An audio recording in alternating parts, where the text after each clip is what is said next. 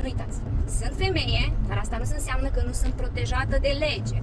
Vreau ca toată România să vadă acest videoclip, să-l distribuiți masiv și să vă gândiți că mi-ați pus în pericol viața împreună cu cei 2 minori în mașină. M-ai urmărit cu premeditare să-mi faci rău. Aia ai făcut. Și uitați-vă că vă las acum videoclipul cu camera mea de bord, plecarea, întoarcerea și șicanarea. Trageți voi concluzii.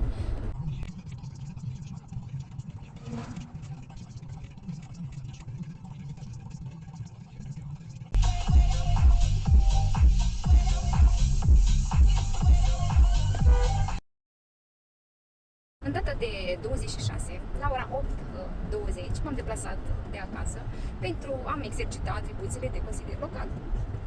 M-am îndreptat spre un depozit de bușteni neîmprejmuiți, probabil și ilegali. Asta va verifica instituțiile superioare. Ce s-a întâmplat? Te-ai urcat la volan și ai plecat spre mine? Stai că mergeți cu mașina mai bine, mă. Nu mi-e frică, mă, de voi, mă. Ai întâlnit pe strada Șoimului, crezând că voi merge la Poieni, la celălalt depozit. Ai crezut că mă găsești la Coasta Morii, unde nu există marcaje?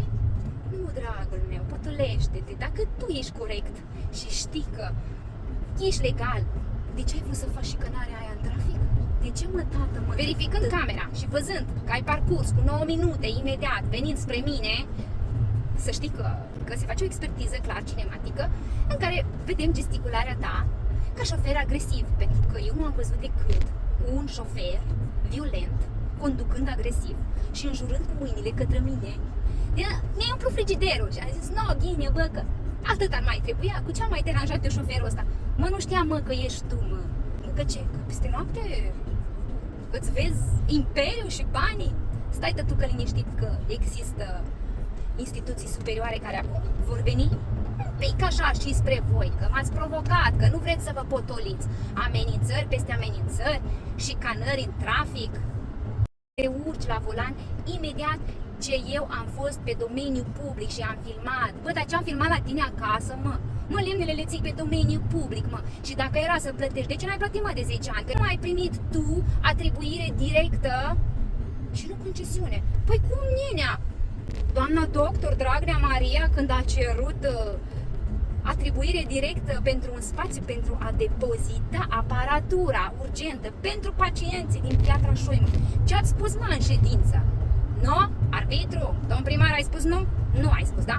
Și că ce trebuie să facă doamna doctor Dragnea? Să meargă la licitație. Păi cum, mă? Mă, voi n-ați mers, mă, la licitație. Sunt încă 2 operatori care își doresc 2 firme juridice, ce o fi, 3-4, au venit în ședință, v-au cerut clar, cu număr de înregistrare. Vă rog frumos să îmi atribuiți pe domeniu public un spațiu pentru a dezvolta o activitate, a desfășura, a pune tiruri, ce vreți voi. Și ce ați spus? Nu se poate. Și peste noapte apare nenea ăsta Iancu, care face șicanarea în trafic și ocupă domeniul public. Nu uitați că nu las garda jos și nu cobor 1 centimetru înapoi. Ce-am aflat. Curând voi veni să vă spun totul. Pentru că doar așa suntem mai puternici. Mă, omul când are binele în cap și face bine, doarme bine, mă, pe pernă, mă, nu vine face șicanarea în trafic să-mi distrugă. Dar nu să-mi distrugă. Să trag de volan în dreapta și eu să mă duc direct în șans. Dar dacă aveam, mă, un pieton, tu ce ai crezut? Că Vio e proastă? Nu, mă, voi ați crezut-o și vă fac să o credeți în continuare. Vio conduce de 20 de ani. Legea e lege pentru toți. Continuăm lupta și acțiunile pentru binele comunității. Comunitatea are nevoie de oameni competenți, oameni stabili și care își doresc binele comunității. Nu fraudarea statului, nu fraudarea bugetului local, da? Hai, vă pupă Vio și ne auzim curând.